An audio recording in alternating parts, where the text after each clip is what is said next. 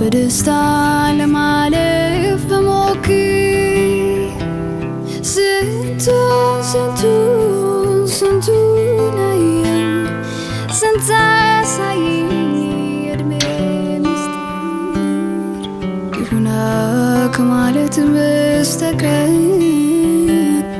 አይወጣኝ ክፉማ ልናገር ይሁና ከማለት በስተቀር አይወጣኝ ክፉማ